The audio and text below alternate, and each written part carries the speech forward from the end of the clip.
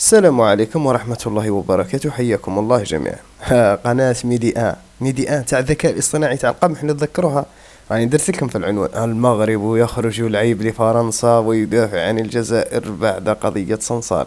هذه قاع ما كاش منها، راك مصدقها ولا؟ دوك شوف الفيديو. المهم، عندي واحد التوضيح برك صغير للجماعة اللي راها تقول لي يا سليم علاه ما تخليش الفيديو يمشي وحده. اسمع، انا راني عانيت بزاف في اليوتيوب هذا، طبت راني حافظه اكثر ما راني حافظ. خلاص خويا، الفيديو هذا مع القنوات تاع الخريشه راهم يعرفوا غير سينيالو. راك عارف شنو هي سينيالي؟ يعني يدير لك انذار للقناه تاعك، كيما دار لي هشام عبود ونحيتو له بعد اكثر من 10 ايام، نحيت له الانذار. على راك حابهم يعذبوني؟ هاني نعاود لك مع احتراماتي ليك باش ما تزيدش تعاود لي هذه الكتابه في التعليقات. من وجه لي نلقاه كاتبها لي: يا سليم خلي الفيديو يمشي وحده يا خويا، نبلوكيك نبعثك مع الفيديو ديريكت. اوكي، انا راني داير الفيديو للناس اللي فاهمه، راهم على بالهم باللي راني نعاني معاه. هذا ما كان، ما نطولش في الهضره، اروحوا نسمعوا. اسمع.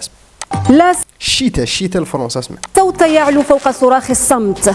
4 أشهر مرت على اعتقال الكاتب الفرنسي الجزائري بوعلام صنصال. 4 أشهر راكم تحسبوا مليح يا راح يزيد يا عترس. في الجزائر الذي لا يزال محروما من حقوقه في الدفاع عن نفسه، ورغم كل الدعوات الدولية والنداءات الإنسانية العديدة للإفراج الفوري عن الرجل البالغ من العمر 80 عاما.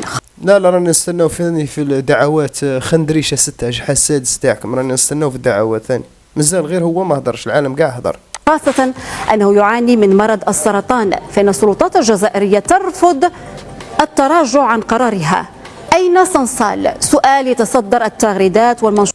راه مع رشيد نكاز في مراكش، وين صور لكم ياه مراكش. ذلكم رشيد نكاز، الله غير تحيا رشيد نكاز. هاني نقولها اول مره، طلع يا ودي الله غير ذلكم، تحيا رشيد نكاز اللي ذلكم في المروك.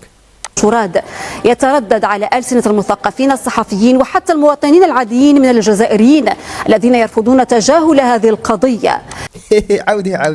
عوديها يا عتروسة. العاديين من الجزائريين والمنشورات يتردد على ألسنة المثقفين الصحفيين وحتى المواطنين العاديين من الجزائريين الذين يرفضون تجاهل هذه القضية. هاشتاج الجزائريين قال لك هي راه تهضر الخريشيه، قالت لك الجزائريين يريدون اطلاق سراح صنصال. عتريس. مثل الحرية لبوعلام صنصال اجتاحت المنصات، بينما تصدرت تصريحات محاميه فرانسوا زمري العناوين بعد أن أعلن عن اللجوء إلى الأمم المتحدة لكسر الحصار القانوني والسياسي المفروض على موكله. لا زيدوا روحوا المجلس الأمن الدولي بالك، والبرلمان الأوروبي ثاني ما تنساوش، لأنه انتم تاع شكامة بالك. هاني نقولها لكم بالك تنساو، بالك يطلقوها توعنا اللي هو سيدكم تبون يا. لكن المفارقة بحسب رواد المنصات أن هذه القضية كشفت وجها آخر من الممارسات القمعية، حيث حرمت الجزائر بوعلام صنصال من حقه في الدفاع عن نفسه. هذه ما على بالناش بها، هذه هي وعلاه، مبررة ذلك بكون محاميه يهوديا. كون درتوه خريشي مليحة شابة. في ظل هذه الأوضاع ارتفع سقف المخاوف حول مصير بوعلام صنصال، خاصة مع تزايد التعتيم الإعلامي وغياب أي أخبار عنه منذ أسابيع.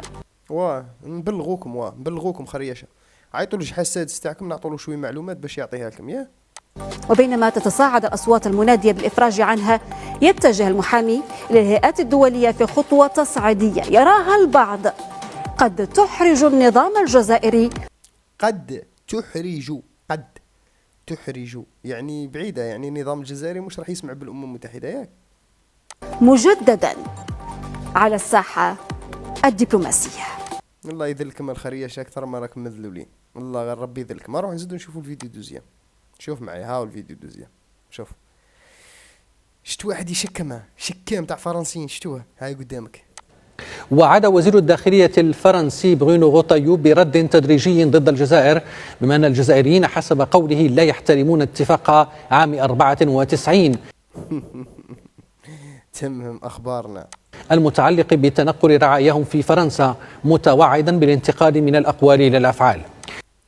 متوعدا بالانتقام. دوك نوري لك الصورة التالية تاع سيدكم ماكرون غير اليوم بتاريخ 19/3/2025. من جهة أعرب كبير رجال الشرطة الفرنسي عن أسفه لرفض الجزائر تطبيق القانون الدولي، معلنا عن تعليق اتفاقيات 2007 المتعلقة بالإعفاء من التأشيرة لحاملي جوازات السفر الدبلوماسية. لا والله ما نحتاجكم، ونتمنى المشاكل تبقى مع فرنسا. يا شكامل المراركه باش تموتوا بالقنطه اللي تحبوا تهزوها سخونه. ها روحوا تشوفوا نوري لكم درك سيدكم ماكرون. خريوشة شكام تاع فرنسا، اسمع لي مليح. هذه اليوم ماكرون اش تيقول؟ ماكرون يأمل في الحديث سريعا مع الرئيس تبون لحل الأزمة. يعني هنا وش تفهم خريشي؟ راه فاهمك.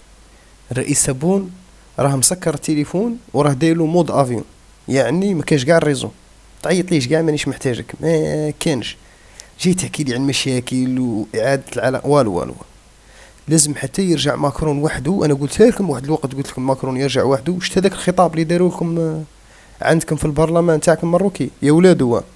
يرجع يدير لكم خطاب نفسه ويقول لكم الصحراء الغربيه ونعتذر من جمهورية الصحراء الغربية ونريد إعادة العلاقات مع سيادنا الجزائريين، وما نعرف إلا نرضاو عليه، وما نعرف يا ولاد فرنسا يلي سيدكم كل يوم عندهم، يلي سيدكم داير البخس والبهدايل في فرنسا، يلي سيدكم سكران قبضوه سكران ثما، يلي سيدكم قبضوه يمشي يتسوق في هذيك يلبس في السراول والمقطعين كالمهبول، يلي سيدكم شاري قصر عندهم ب80 مليون أورو هذاك الوقت، وانت يا ما تلقاش وين تبات.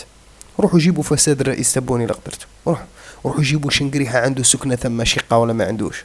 روحوا معليش، هذو كاع الحكومة الجزائرية نتحداكم تجبدوا فيهم واحد عنده شقة في فرنسا، نتحداكم. قلت لكم مع الزمان راح تتفضحوا وراح تنفضحوا. هاي قدامك.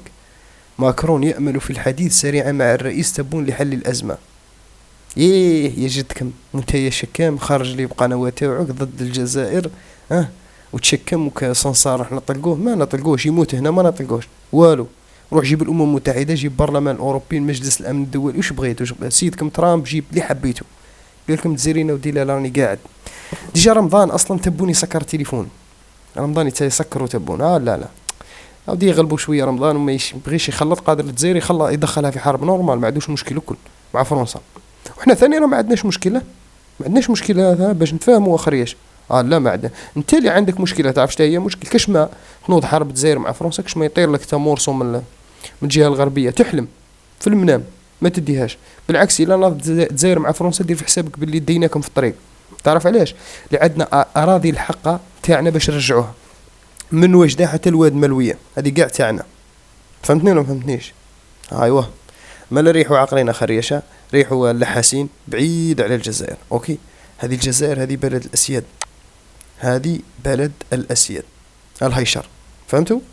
واللي عجبوا الحال عجبوا، اللي ما عجبوش الحال يدز معاهم. سلام.